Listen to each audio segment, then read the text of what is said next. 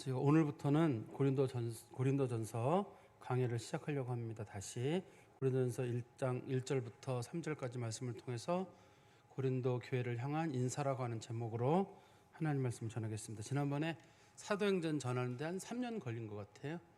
제 기록을 한번 보니까 한 3년 정도 걸린 것 같은데 고린도 전서는 좀 그보다 짧으니까 좀 빨리 마칠 수 있을 것 같습니다.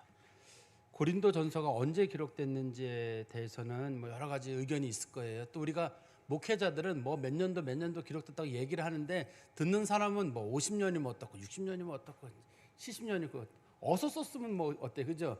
썼다는 것만 중요하다고, 바울이 썼으면 어떻고 아볼로가 썼으면 어떻고. 성도들은 그런 건 제가 알고 있습니다. 그래도 그렇다고 해가지고 영 딴 사람 갖다 이름 붙여서는 안 되고 뭐 대충 썼다 이래서는 안 되잖아요.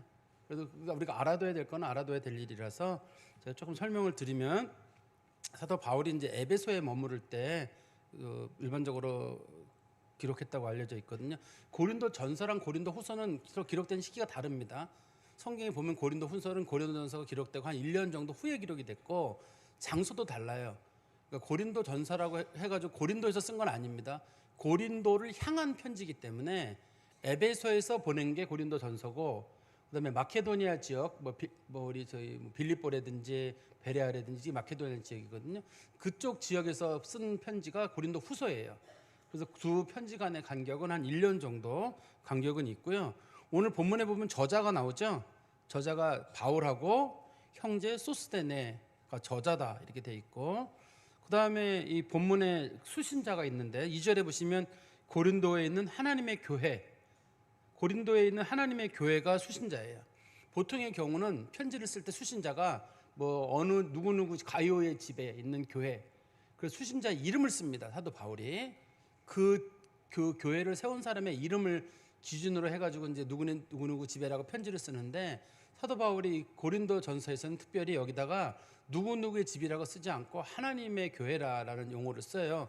그건 이유가 있습니다. 제가 또 설명을 드릴 건데요. 그 다음에 고린도 그러면 전서를 왜 기록했느냐? 고린도 전서의 내용을 보면 내용이 10가지도 넘어요. 그 안에 들어있는 내용이. 그러니까 이게 한 가지 목적을 가지고 기록했다기보다는 1차적인 목적은 고린도 교회에 분쟁이 있었거든요. 분쟁이 있었는데 이 분쟁의 원인이, 우리는 이제 같은 교인들끼리 이렇게 싸웠을 거로 생각하잖아요. 고린도 교회가 우리처럼 하나의 교회가 아닙니다. 하나의 교회가 아니라 교회가 많아요. 사도 바울이 여러 개 세웠거든요, 고린도에. 근데 각각의 교회들마다 색깔이 달라요. 어느 교회는 우리는 난 바울의 글이 좋더라, 나는 아볼로의 말씀이 좋더라, 나는 난 예수님 그리스도께 좋아, 나는 베드로께 좋아. 그래가지고 각각의 교회들이 여러 교회들끼리서 내분이 일어났어요. 지금 우리는 내분 그러면 우리 교회 내에서 내분을 생각하는데, 당시에는 교회가 그런 식의 내분이 아니라 고린도에 있는 여러 교회들 간에 서로 의견 차이를 보인 것. 요즘 우리로 말하면 이제 교파 간의 갈등이라고 보시면 더 쉬울 거예요. 그런 것처럼 교회 내에 갈등이 있었는데 사도 바울이 그걸 이제 봉합해야 될 문제가 생긴 거예요. 서로 교회들 간에 옆에 있는 교회랑 아무 이유도 없이 서로 이렇게 좀 반목질시하는 거예요. 예를 들어서 바울이 설교를 잘하면 어떻고, 아볼로가 잘하면 어떻고, 베드로가 잘하면 어때요? 바울은 누가 잘하면 중요하냐? 심는 건 그리스도인데 그리스도가 영광을 받으면 된다고 얘기를 하는데, 사람들은 그래도 우리 목사님이 제일이지, 다 자기네 목사님, 그런 식으로 얘기를 한 거거든요. 사도 바울은 왜 니네 목사님이 중요하냐? 예수님이 중요하지, 니네 목사님 우리 교회, 이런 생각을 버리라고 얘기를 하거든요.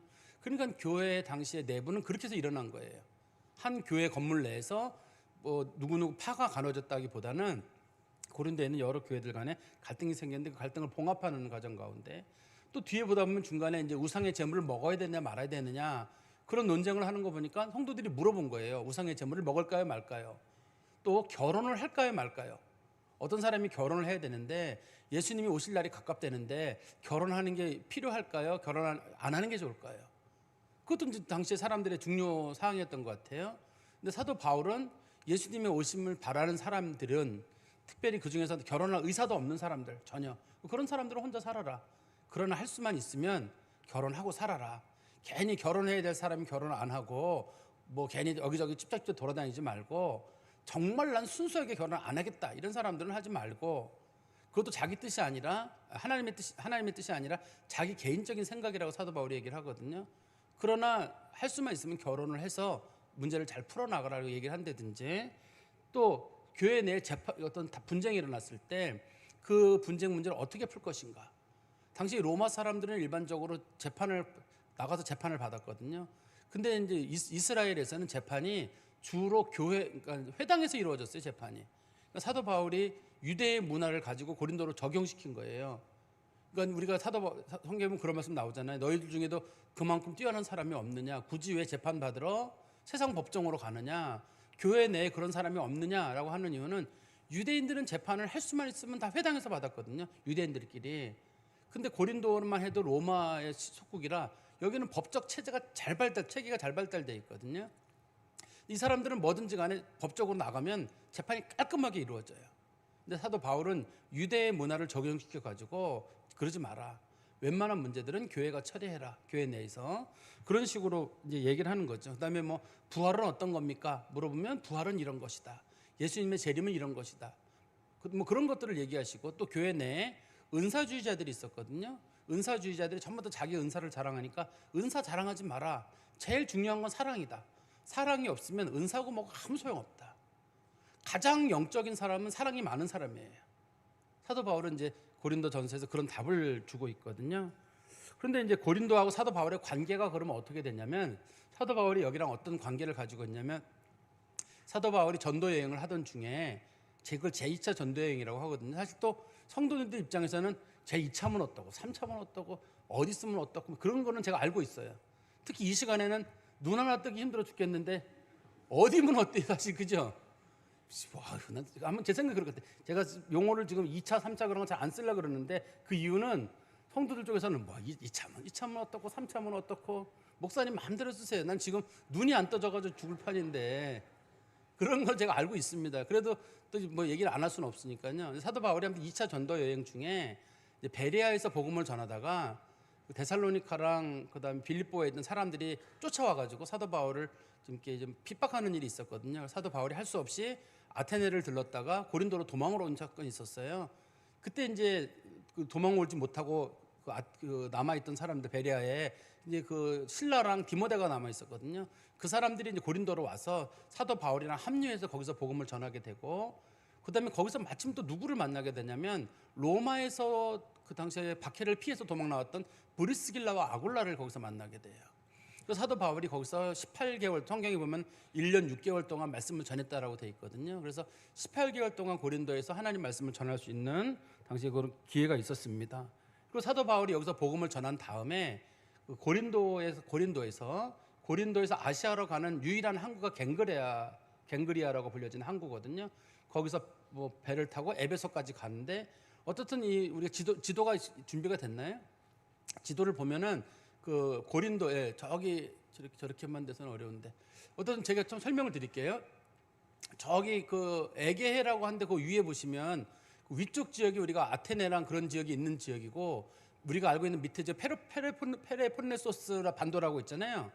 페레폰네소스 반도라고 불려지는 지역이 고린도인데, 우리가 역사책에서 스파르타라고 불려지는 지역 있잖아요. 스파르타라고 불려지는 지역이 고린도예요. 그다음에 그 위에는 아테네이고, 그다음에 저 위로 올라가는 건 마케도니아예요.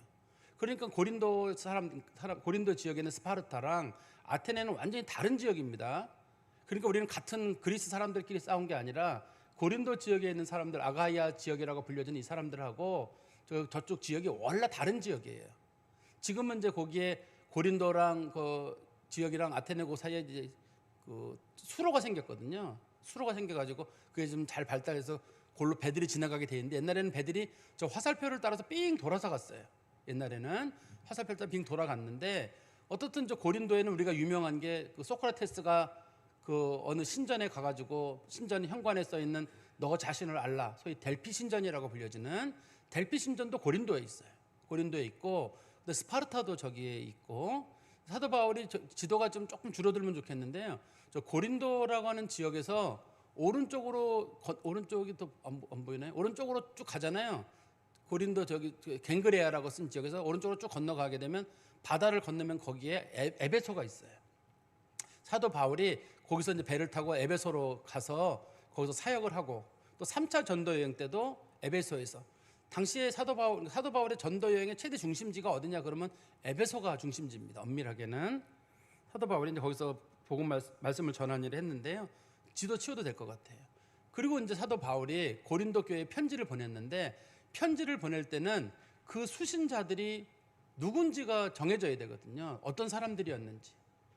근데 이 고린도 교회 사람들이 혹시 유대인들인지 아니면 이방인들인지. 근데 고린도 전서에 보면 우리 한번 보시겠어요? 고린도 전서 6장 9절에서 11절에 한번 보세요. 고린도전서 6장 9절에서 11절에 보시면 불의한 자가 하나님의 나라를 유업으로 받지 못할 줄을 알지 못하느냐.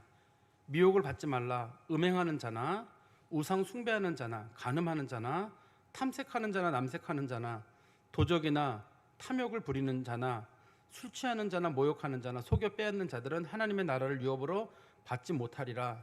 너희 중에 이와 같은 자들이 있더니 주 예수 그리스도의 이름과 우리 하나님의 성령 안에서 씻음과 거룩함과 의롭다 하심을 받았느니라. 여기 보니까 우상 숭배하는 자들이 있었으나 너희 중에 이와 같은 자들이 있었다 이렇게 돼 있잖아요. 우상 숭배라는 말이.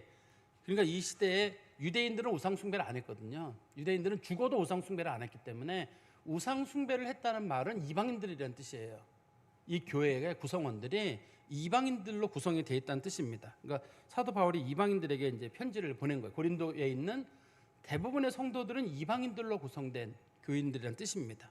우리 1절 말씀해 보시면 하나님의 뜻을 따라 그리스도 예수의 사도로 부르심을 받은 바울과 형제 소스데네는 이렇게 표현하고 있는데요. 여기 보니까 바울이 자기가 사도로 부르심을 받았다 이렇게 표현하고 있어요. 성경에는 부르심이란 말이 두 가지가 있습니다.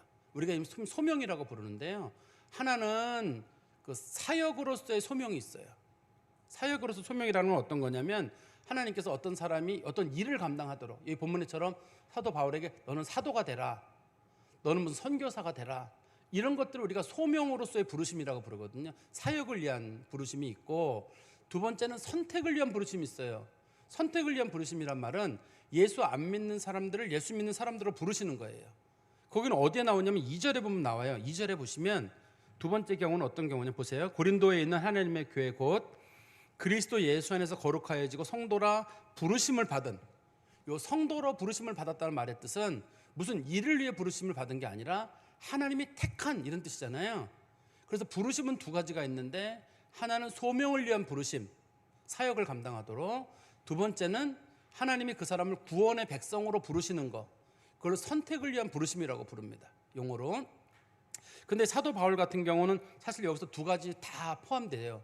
두 가지 다 포함이 되지만 그래도 굳이 한 가지를 고른다 그러면 사도 바울이 사도로서 부름을 받은 거예요. 어떤 일을 하도록.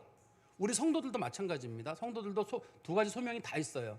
하나는 믿는 자로서 구원의 길로 하나님께서 우리를 택하신 그 부르심이 하나가 있고, 두 번째는 각각의 사람들로 하여금 하나님의 일을 하도록 부르심을 받았어요. 근데 우리는 그 중에 한 가지만 하려고 그러죠. 나는 예수 믿어서 구원받았습니다. 그러니까 그 얘기를 한다면 그러면 하나님이 반드시 당신에게 달란트를 줘가지고 당신이 하나님의 일을 섬기도록 했다라고 할 텐데 저한테는 달란트가 없어요. 하나님은 이 소위 그 선택으로 부르신 자들에게는 반드시 소명으로서의 부르심도 주시거든요. 너는 주방에서 봉사해라, 혹은 너는 이런 봉사도 해라, 너는 목회자로, 혹은 너는 뭐 청소로, 하나님 여러 가지 모양으로 하나님 우리를 부르시는 거거든요. 그러니까 내가 뭘 해야 될 것인가, 그걸 찾아내는 건 내 소명이 무엇인지 발견해내는 거예요. 많은 분들이 뭐만 좋아하냐면 나는 하나님이 택하셔서 하나님의 자녀로 삼았다, 거기까지는 좋아요. 그런데 그 다음에 그리고 나서 하나님은 우리들로 하여금 무언가 다른 일을 하도록 부르셨을 거거든요.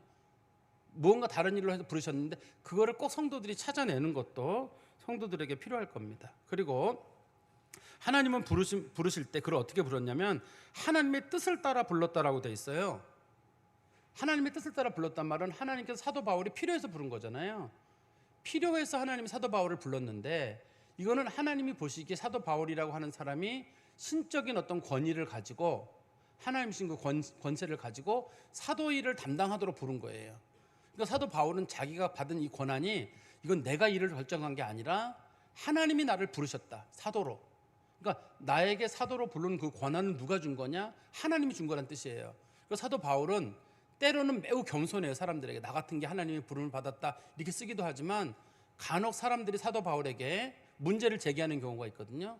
네가 뭐 사도인데 뭐 그 모양이냐 그러면 어디 하나님의 사도에게 함부로 하느냐. 사도에게 함부로 하는 건 너 하나님 앞에 벌 받을 일이다. 사도 바울이 쭉 몰아붙여요. 왜 그러냐면 자기의 사도권을 부인하는 거는 곧 하나님을 공격하는 거로 보기 때문에 그래요. 자기가 신적인 권위를 가지고 있는데 뭐 하나님이 부르셨는데 뭐 괜찮습니다 이렇게 자기를 낮추는 게 아니라 어떤 때는 겸손하게 얘기를 하고 하나님께 받은 권한이니까. 그렇지만 자기의 권위가 무시가 되는 경우에는 그걸 가지고 또 어떻게 감히 하나님의 권세에 도전하느냐, 너희들 하나님 앞에 저주를 받는다라고 사도 바울이 엄격하게 얘기를 하고 있거든요. 그러니까 하나님 앞에 소명을 받아서 우리가 특별하게 뭐 목회자든지 어떤 선교 사역을 감당하는 사람들에서는 말을 특히 조심할 필요가 있어요. 특히 조심할 필요가 있습니다. 뭘 그런 거 그러냐, 뭐 말 좀 하면 어떠냐 그러는데 그러지 마세요. 그거는 하나님께서 특별하게 소명으로 부르신 일에 대해서 그거는 그 사람에 대한 공격이라기보다는 그를 부르신 하나님에 대한 공격이라고 우리가 볼 수도 있기 때문에 그래요. 그리고 다시 성경 말씀에 1절에도 보시면 하나님의 뜻을 따라 예수 그리스도의 사도로 부르심을 받았다. 여기서는 예수 그리스도의 사도라고 말하거든요. 근데 우리가 알고 있는 사도는 원래 어떤 사도나요? 12사도가 사도거든요. 기본적으로 12사도로 부름을 받았는데 사도 바울은 자기가 예수님한테 사도로 부름을 받았다고 얘기를 하는데 그러면 12사도는 아닌데 또 다른 사도의 그룹이 있다는 얘기잖아요. 사도 바울은 사도라는 권한을 두 가지로 지금 보고 있거든요. 하나는 12사도처럼 주님께서 딱 숫자를 정해준 경우가 있고 자기도 사도 바울은 거기 속한다고 봅니다. 자기가 12는 아니어도 그 12명처럼 특별한 사도라고도 보고, 두 번째는 사도라는 말의 뜻이 보냄을 받은 사람이란 뜻이에요. 근데 사도 바울은 그 의미도 여기 적용을 해요. 나는 하나님으로부터 특별한 권위를 받은 사도고 12사도에 준하는 사도고, 또 두 번째는 나는 하나님의 부름을 받은 사도다. 우리 성경 말씀 한번 보시겠어요? 사도 바울이 사도라는 의미를 넓게 쓰는데요.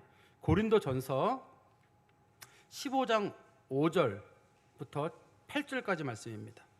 고린도전서 15장 5절에서 8절에 보시면 게바에게 보이시고, 게바는 베드로죠. 예수님 부활하신 후에 12제자에게와, 우리가 12제자가 흔히 얘기하는 사도죠. 그 후에 500여 형제에게 일시에 보이셨나니 그 중에 지금까지 대다수는 살아있고 어떤 사람들은 잠들었으며, 또 야고보에게 보이셨으며, 그 후에 모든 사도에게와, 12사도 말고 모든 사도란 표현을 쓰죠. 지금 모든 사도에게와 나중에 만삭되지 못하여 난 자 같은 내게도 보이셨느니라. 여기 보니까 12사도란 말도 있고 12사도 외에도 더 넓은 의미의 사도라는 개념이 있고, 자기와 야고보와 이런 그 예수님 돌아가신 후에 새롭게 임명된 사람들, 이 사람들을 포함하는 사도 개념을 좀 사도 바울이 사용하고 있거든요. 그러니까 사도란 말이 두 가지로 동시에 성경에 사용이 돼요. 하나는 주님과 특별히 주님과 함께 3년 반 동안 머무를 때 같이 있었던 사람이라는 뜻도 있지만, 하나님으로부터 특별히 넌 사도다라고 특별하게 직위적으로 부름을 받은 사람이 있고, 또 한 부류의 사도는 직능이에요. 하나님으로부터 보냄을 받은 사람들. 우리도 그런 의미에서는 사도예요. 우리는 어떤 사도냐면 전도를 위해서, 뭐 성가대를 위해서, 뭐 말씀을 전하는 일을 위해서, 선교를 위해서 이렇게 주님으로부터 보냄을 받거든요. 그런 면에서는 우리가 직능적인 사도예요. 보냄을 받은 사람인데 12사도처럼 임명된 의미의 사도는 아닌 거죠. 우리는. 사도 바울은 이 두 가지 의미를 자기에게 다 적용하고 있거든요. 그리고 다시 우리 성경에 보시면 1절에 이 편지의 발신자가 누구냐면 바울과 형제 소스데네다라고 얘기하고 있거든요. 그러면 이 소스데네가 사도 바울과 함께 공동 저자인 것처럼 언급이 되어 있는데, 우리가 이 소스데네가 왜 공동 저자로 언급된지는 정확히는 모르겠습니다. 그런데 사도 바울이 우리가 로마서 같은 경우도 보면은 로마서 쓴 사람은 더디오라고 하는 사람이 따로 쓴 사람이 따로 있거든요. 로마서를 쓴 사람이 따로 있습니다. 사도 바울은 이제 불러줬다고 자기가 얘기를 하고 있고, 써준 사람이 따로 있다고 얘기하는데, 여기서 소스데네가 그런 역할을 감당했는지 아니면 비용을 부담했는지. 근데 사도 바울이 계속적으로 이 본문에서 우리라는 말을 계속 쓰거든요. 우리는 말을 쓰는데, 여기서 우리라는 말의 뜻은 1차적으로는 사도 바울하고 되게 많이 나옵니다. 이 고린도전서에 보면은 우리라는 표현이 1차적으로는 사도 바울하고 소스데네가 1차적일 거고, 2차적으로는 뭐 신라라든지 그 다음에 뭐 디모데라든지 그런 사람들까지 여기 포함이 될 거예요. 그리고 우리가 흔한 표현 중에 하나인데요, 소스데네 앞에 형제란 말을 붙였어요. 우리가 신약 성경 중에 제일 먼저 기록된 게 어떤 책일까요? 보통 역사적으로 성경 우리가 순서적으로 보면 마태복음이 제일 빠르지만 역사적으로 성경 중에 제일 빠르게 기록된 신약 성경 중에 데살로니가 전서라고 합니다. 일반적으로 데살로니가 전후서 다음에 고린도 전서가 기록이 됐다고 보거든요. 일반적으로. 그럼 이때가 성경이 기록되는 게 마태, 마가, 누가보다 먼저 기록됐거든요. 이게 먼저 기록됐기 때문에 이때 당시에는 교회에 직분이 막 결정이 안 돼 있었어요. 쉽게. 그래서 사도 바울이 이 소스데나를 형제라는 용어로 부르거든요. 그 당시에 이 교회 내에서는 높은 사람이나 낮은 사람이나 종이나 자유인 상관없이 교인들은 다 형제예요. 이게 당시 사람들이 볼 때는 너무너무 파격적인 거예요. 아니 우리로 말하면 양반이랑 머슴이 같이 예배를 드리는데 그 똑같이 형제라고 부르는 거예요. 근데 분명 우리 집에서 머슴인데 나를 보고 나서 내가 대감마님인데 형제요. 그럼 얼마나 기분이 나빠요. 근데 교회는 다 형제예요. 이제는 내가 아무리 고위 관직에 있었든 내가 무슨 뭐 가난하든 부자든 상관없이 이제는 모든 교회의 칭호는 형제라고 불려지는데 이게 기독교 복음이 전해지는데 아주 큰 역할을 감당하게 됩니다. 이제는 교회가 처음으로 평등 사상이라고 하는 거를 적용시켜 가지고 신분제를 교회가 무시하는 건 아니거든요. 무시하지는 않는데 모든 사람들을 형제라는 용어로 사용이 되기 때문에 여자들에게는 자매라는 말을 쓰죠. 자매란 말을 쓰니까 지금이야 뭐 형제 자매가 호칭 마땅치 않을 때 씁니다만 옛날에는 이게 성도들을 평등하게 불렀거든요. 그러면 소스데네가 누구냐? 우리 한번 보시겠어요? 사도행전 18장 17절에 보시면 거기 이제 소스데네라고 하는 사람이 나오거든요. 아마 소스데네라는 사람이 여러 명이 있을 수 있겠는데 그래도 이 사람이 제일 적당하지 않을까라고 보는데요. 사도행전 18장 17절에 보시면 고린도에서 있던 일입니다. 이게 모든 사람이 회당장 소스데네를 잡아 법정 앞에서 때리되 갈리오가 이 일을 상관하지 아니하니라. 당시에 회당장 소스데네가 그 사람들이 예배드리는 공간을 제공했거든요. 그러는 바람에 사람들이 회당 공간을 빌려줬던 소스데네를 막 때렸거든요. 당시에 총독이었던 갈리오가 그걸 묵인합니다. 유대인들끼리 법을 하는 것처럼 보여가지고 그들의 어떤 특별한 민족적 법을 용인해주면서 소스데네를 막 때리게 되거든요. 근데 소스데네가 이 일을 감당하게 됩니다. 소스데네는 이렇게 보면은 회당장이었으니까 유대인이겠죠. 소스데네는 유대인이었는데 이 소스데네가 그 여기서만 사용된 게 아니라 나중에 이 소스데네라는 사람이 사도 바울과 함께 에베소까지 와가지고 회심한 다음에 에베소로 와서 에베소에서 사도 바울과 함께 편지를 보내는 한때는 맞았던 사람이에요. 그 고린도에서 어려움을 겪었던 사람인데 그 사람이 나중에 회당에서의 어떤 유대인 문화를 버리고 기독교 문화로 돌아선 사람입니다. 다시 우리 2절 말씀에 가보시면 고린도에 있는 하나님의 교회란 말을 왜 꼭 굳이 여기서 하나님의 교회란 말을 썼을까요? 보통의 편지들을 나중에 보세요. 편지를 보시면 거기에는 반드시 그 교회 지도자들이 나와요. 어느 교회 지도자 누구에게 편지를 보낸다라고 되어 있는데 고린도 교회는 그렇게 지도자의 이름이 잘 나오지가 않습니다. 왜 교회에 대해 그 이름이 잘 나오지 않냐면 당시에 그 교회 그 고린도 내에 교회를 개척한 사람도 있을 거 아니에요. 교회를 개척한 사람은 바울입니다. 대부분 바울이 개척을 했는데 집집마다 우리 집 공간을 제공하고 밥을 제공하고 그래서 그 비용 전체를 댄 사람이 있어요.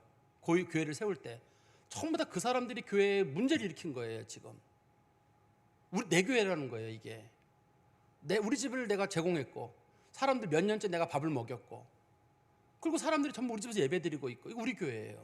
내 교회인데 그래가지고 이 교회를 내 마음대로 하고 싶은 거예요. 그래서 이 교회 사람들이 나는 바울 설교가 참 좋더라. 나중에 바울 뒤에는 아볼로가 그게 사역을 하거든요. 나는 아볼로 설교가 좋더라. 또 뭐 나는 뭐 베드로 설교가 좋더라. 아이 그래도 예수님이 제일 낫지. 뭐 이런 식으로 막 사람들이 나눠지게 됐는데 그 원인이 뭐냐면 전부 다 자기 교회를 내가 세웠다고 주장을 해가지고 그거에 대한 지배권을 내가 행사할 수 있다. 그래서 그 사람들이 각자 목소리를 낸 거예요. 내 교회라는 거예요. 그래서 사도 바울이 편지를 쓰기를 하나님의 교회지 네 교회가 어디 있느냐. 네가 만약에 이 교회는 내가 세웠으니까 내 거다라고 한다 그러면 너 하나님의 권리를 뺏는 거기 때문에 하나님 앞에 큰 죄를 짓는 거라는 거예요. 교회를 세우신 분이 하나님이신데 어떻든 교회를 세운 사람은 바울이에요. 당시 바울이 세웠지만 많은 성도들은 수고해가지고 수십 명, 수백 명의 음식을 제공했을 거거든요. 대부분 교회를 제공한 사람들은 부유했습니다. 수십 명, 수백 명이 그 집에 들어갈 정도라면 다들 부유한 사람들이었을 거거든요. 그 부유한 사람들이 전부 다 자기 목소리를 냈을 때 사도 바울이 그런 소리 하지 마라. 그래서 사도 바울이 그것 때문에 유독 이 고린도 교회에만은 누구누구네 집에 있는 교회라는 말을 하지 않아요. 하지 않습니다. 로마서 같은 경우는 많이 나와요. 누구누구네 집, 누구네 집 이름이 쭉 나오거든요. 로마서 많이 나오는데 여기를 안 나오는 이유는 이 교회의 분쟁의 원인이 그것 때문에 그래요. 누구누구네 집에서 있던 교회들이 각자 목소리를 내가지고 문제를 삼았기 때문에 그렇습니다. 그리고 여기 보면 우리가 이제 교회라는 용어를 쓰잖아요. 교회라는 용어를 쓰는데 원래 교회 우리가 쓰는 교회는 가르칠 교자의 모일 회자입니다. 우리나라 말로는. 그래서 모여서 가르치는 곳이다 이런 뜻이에요. 우리나라 말로는. 그런데 성경에서 교회라는 말은 에클레시아라고 합니다. 여기서는 에클레시아라고 하는데 원래 뜻은 정치 모임이에요. 당시 그리스에서 사람들이 의견을 같이 하는 사람들끼리 모여가지고 집단 행동을 하는 거. 요즘 말하면 뭐 국민의힘, 민주당 이런 식으로 사람들이 모이는 집단을 이거를 에클레시아라고 부릅니다. 원칙적으로 사상과 의견을 같이 하는 사람들끼리 모여 있는 공간 이걸 에클레시아라고 불러요. 이거를 사도 바울이 예수님을 따라서 교회란 용어를 이제는 성도들의 고유 명사로 사용하게 됩니다. 예수 그리스도의 부활을 믿고 예수 그리스도에게 순종하기로 한 사람들의 모임입니다. 이제부터는 교회란 용어가 이제 더 이상 정치적인 용어로 사용되지가 않고 이제는 예수 그리스도의 말씀을 믿고 순종하기로 한 사람들의 모임이라는 용어가 재정리가 되는 거예요. 그래서 이제는 더 이상 교회란 용어를 사람들이 에클레시아라는 말이죠. 에클레시아라는 말을 더 이상 이제는 정치적 용어로 쓰지가 않고 성도들의 집단이라는 용어로 써요. 용어가 바뀌는 경우입니다. 이런 경우. 우리나라도 옛날에 우리 추수감사절 노래 중에 감사하는 인민아가 있었어요. 저 어린 시절에. 감사하는 인민아 이런 노래가 있었어요. 지금은 그게 감사하는 성도요로 노래가 바뀌었거든요. 그때 당시엔 인민이란 말이 그렇게 크게 부담이 없었나 봐요. 제가 어렸을 때 그 노래를 불렀으니까요. 그런데 지금은 인민이란 말을 쓰는 분들이 따로 계시잖아요. 그러는 바람에 이제 교회가 인민이란 말을 못 써요. 이제는 쓰고 싶어도 거기서 인민이란 말이 들어가면 왠지 좀 빨간 색깔이 나고 그런 느낌이 들고 왠지 북쪽 냄새가 나고 그래서 이제 못 쓰는 거예요. 지금은 우리가 그 용어를 성도라는 용어로 우리가 바꿔서 쓰게 됩니다. 그런데 이 성도라는 말도 여기 보면은 우리가 그 성도라고 불려진 보세요. 성경에 보시면 그리스도 예수 안에서 거룩하여지고 성도라고 불려진 사람들. 이 사람들의 첫 번째는 뭐라고 부르냐면 당신들은 교회인데 당신들은 거룩해져야 된다. 거룩하여져라라고 말하는 이유는 이 교회가 거룩하지가 않았어요. 은사는 너무너무 많아요. 은사는 너무너무 많은데 거룩하지 않은 교회가 됐거든요. 그 이유를 아까 제가 읽어드렸던 본문 다시 한번 보시면 고린도전서 6장 9절 10절 한번 보세요. 고린도전서 6장 9절 10절에 보시면 당시 고린도 교회에 무슨 죄가 있었는지 보시면 돼요. 고린도 지역에 불의한 자가 하나님 나라를 유업으로 받지 못할 줄 알지 못하느냐. 미혹을 받지 마라. 음행하는 자가 교회에 많았어요. 우상 숭배하는 자들이 있었고 간음하는 자들, 탐색, 남색 이거는 둘 다 동성애예요. 여자 동성애든 남자 동성애. 도적 남의 꼼치는 사람들, 욕심 탐욕 부리는 사람들, 술 취하는 사람들, 모욕하는 사람들, 사기치는 사람들 이런 사람들이 교회에 많았어요. 사도 바울은 이 사람들을 향해서 그런 사람들 하나님 나라 못 간다고 했어요. 그러면 이런 사람들이 하나님 나라에 못 가느냐가 아니라 하나님 나라 백성은 이런 사람이 되면 안 된다는 뜻이에요. 근데 이 교회가 거룩해졌으면 하나님의 은혜로 거룩해졌으면 거룩의 열매가 있어야 되는데 거룩의 열매가 없는 교회인 거예요. 지금 요즘 시대에 우리나라 교회라고 보시면 돼요. 반드시 하나님이 거룩하게 만드셨기 때문에 교회는 거룩해져야 되거든요. 어쨌든 최소한의 것들 뭐 여기 보면 음행이라든지 뭐 탐욕이라든지 사기치는 이런 건 교회에 없어야 되는데 이 교회에 너무 팽배해 있어요. 이거는요. 그래서 사도 바울이 그 사람들에게 당신들은 거룩해진 사람들입니다라고 말하는 이유는 당신들 지금 거룩하지 않다고 약간 비아냥거리는 듯한 말이잖아요. 그리고 우리가 성도라는 말을 쓰거든요. 성도라는 말을 쓸 때도 그것도 조심해서 봐야 돼요. 우리나라 말의 성자는 거룩할 성자의 무리도자예요. 우리나라의 성도라는 말은 그럼 사람들은 성도 그러면 거룩한 무리. 우리는 성도입니다. 이렇게 얘기를 하거든요. 그렇지만 성경에서 말하는 성도는 그런 뜻은 아니에요. 성경에서 말하는 성도라는 말의 원래 뜻은 하나님 앞에 선택받은 무리라는 뜻이에요. 선택받은 사람들. 그런 뜻이니까 우리가 요즘 의미를 붙여서 성도는 여러분 거룩한 사람이 되셔야 합니다. 성도가 거룩한 사람이라는 게 아닙니다. 원래 뜻에는 그런 뜻이 없고, 우리가 택함 받은 하나님의 백성이라는 말을 번역할 때 성도로 번역을 해버려가지고 이제는 거룩한 물이라는 용어로 번역이 돼버린 거예요. 그러니까 여러분들은 성도입니다라는 말의 뜻은 여러분들은 하나님 나라를 유업으로 받을 사람들입니다. 하나님 나라를 유업으로 받을 사람들이 이러면 안 되죠 하고 사도 바울이 지금 용어를 재정의시켜서 그들에게 적용시키고 있는 거거든요. 그리고 다시 맨 끝에 보시면 또 각처에서 우리 주 곧 그들과 우리의 주 되신 예수 그리스도의 이름을 부르는 모든 자들에게, 사도 바울이 지금 편지를 보내는데 잘 보시면 이런 표현이 있습니다. 우리 주 곧 그들과 우리의 주 되신 예수 그리스도. 그냥 우리의 주 되신이라고 말하지 않고 그들과 우리의 주 되신이라는 표현을 쓰잖아요. 거기 보시면, 그죠?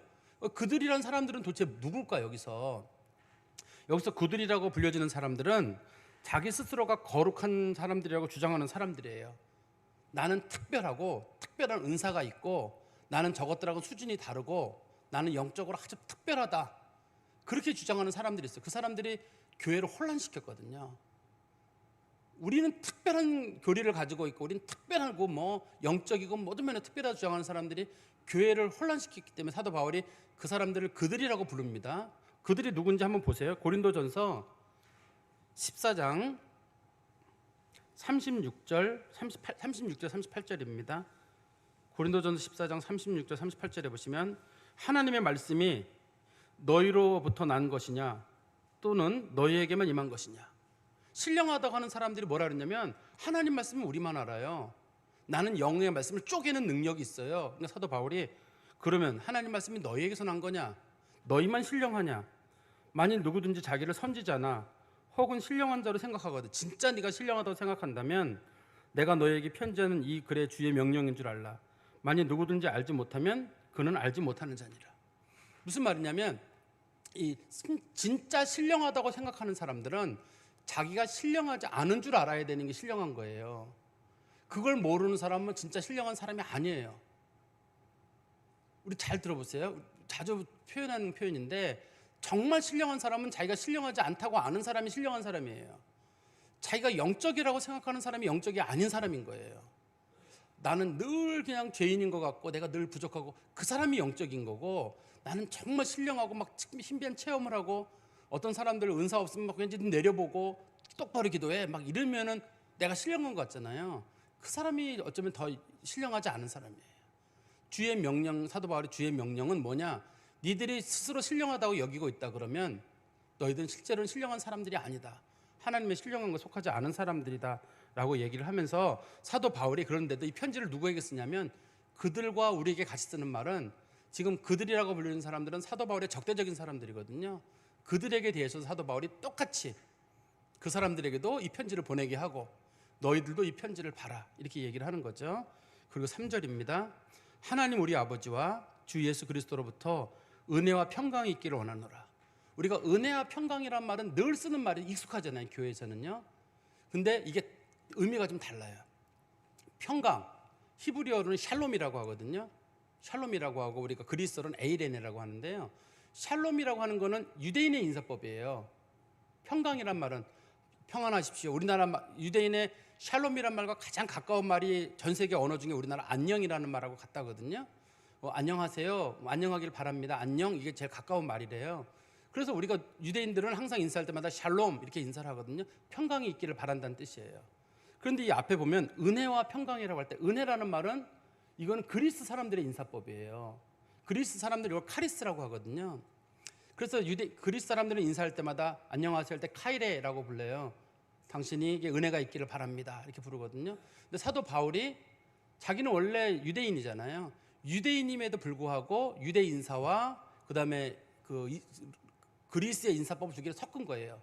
우리로 말하면 뭐 영어로도 인사하면서 hello 뭐 인사한 다음에 안녕하세요 이렇게 인사 같이 두 개 하는 것처럼 사도 바울이 두 가지를 섞어가지고 그 고린도 교회 성도들에게 편지를 보내면서 그 안에는 혹시라도 유대인들도 있을 수가 있고 그다음에 그 안에는 로마 사람도 그리스 사람도 있을 수 있기 때문에 그 사람들 모두가 이 편지를 수용할 수 있도록, 그래서 이게 나중에 인사법이 돼가지고 교회가 나중에는 그 평강이라는 말과 은혜라는 말을 모든 인사마다 같이 사용을 하게 됩니다.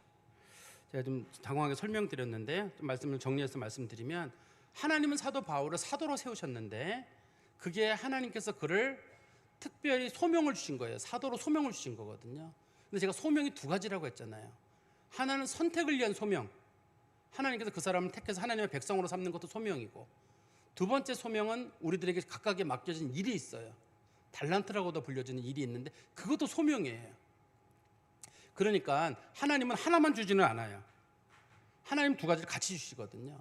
구원의 은혜를 주신 사람들에게는 반드시 그 사람이 어딘가에서 하나님을 섬기게 해놨어요.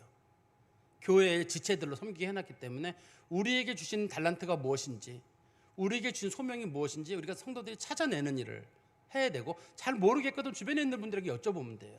나는 잘 모르지만 주변에 있는 분들이 알거든요. 주변에 있는 분들이 알기 때문에 주변에 있는 분들에게 여쭤보는 것도 좋고, 두 번째는 교회는 하나님의 교회예요. 교회는 하나님의 교회이기 때문에 모든 사람들이 교회에서는 평등해요. 네 교회 내 교회도 없고, 이 교회를 뭐 특별한 의미를 가지고 아볼로, 바울 그 사람 중심으로 갈 것도 없어요. 모든 교회 성도들은 다 평등하게 형제로 불려지도록 해놨거든요, 교회가. 그런데 교회는 권리에 있어서도 평등하지만 의무에 있어서도 평등해요. 사람들은 교회가 평등하다 이렇게 생각하면 나도 교회 한 일원으로서 나도 평등하게 대접을 받아야 되겠다 이렇게 생각하잖아요. 의무도 있어요. 모든 의미를 똑같이 나눠야 돼요, 교회는. 누구는 성가대, 여기 성가대가 얼마나 힘드냐면 이게 졸면 눈에 띄어요. 엄청 힘듭니다. 지금 눈을 막 부르르 떨어야 되고 지금 다 보여요. 이게 또 영상이 찍히잖아요. 그러니까 봐도 떨어 있어야 되는데 힘들어요. 이분들은 어떤 거냐면 이제 하나님 앞에 내가 부름을 받은 것도 중요하고, 내가 뭔가 섬기는 일이 있어 내가 의무를 다하기 위해서 앉아 있는 거. 여기 앉아 계신 분들 힘들어 보이지만 제 눈만 잠깐 피하면 되거든요. 제 눈만 잠깐 피하면 되는데, 저는 어떤 말씀을 드리려고 하냐면, 우리가 하나님 앞에 구원을 받은 성도들이라 그러면 내게 주신 의무도 있을 거 아니에요. 책임만, 권리만 있는 건 아닐 거거든요. 반드시 하나님이 내게 주신 의무도 있을 거예요. 내게 주신 의무는 뭐냐? 내가 여러 가지 그 면에서 다른 사람하고 똑같이 섬기는 거거든요. 누구는 잘 섬기는데 내가는 못 섬긴다 이게 아니라, 내게 주신 달란트를 가지고 나도 열심히 섬겨야지, 섬김의 대상만 돼야 되는 사람은 하나 없어요. 예수님도 섬기려고 오셨지 섬김을 받으러 오신 게 아닌 것처럼, 교회에도 어른들은 그럼 난 몸이 안 따르는데 어떡하냐? 어른들은 인품으로, 때로는 어른들이 여유가 있는 분들은 물질로 하면 되는 거고, 그렇지 못한 사람들은 몸으로, 힘으로, 기도로 섬기면 되는 거고, 자기가 가지고 있는 거 가지고 섬기면 되는 거지. 그래야지 이게 교회가 제대로 이루어지는 거예요. 저는 이거 꼭 기억했으면 좋겠어요. 우리가 책임, 권리에 있어서도 우리가 평등하지만 우리는 책임과 의무에 있어서도 평등하다. 교회는 누가 일해야 될 사람은 하나도 없어요. 다 일해야 되는 거고, 모든 사람이 다 교회에서 누구도 차별 없이 교회에 있어야 되거든요. 저는 우리 교회가 그렇게 세워져 가기를 간절히 소망합니다. 기도하겠습니다. 하나님 아버지, 주님께 감사합니다. 사도 바울이 하나님께 부름을 받고 또 그가 사도로서 주의를 잘 감당하였던 것처럼, 저희도 예수 그리스도 안에서 은혜를 받았고 구원의 백성이 되었고, 하나님께서는 여러 모양으로 우리를 섬기시는 줄 믿습니다. 때로는 교회에서, 때로는 가정에서, 때로는 선교지에서, 때로는 지역사회에서 우리가 그리스도의 이름을 가지고 많은 사람들을 섬길 수 있도록 하나님 도와주시옵소서. 예수 그리스도의 이름으로 기도하옵나이다. 아멘.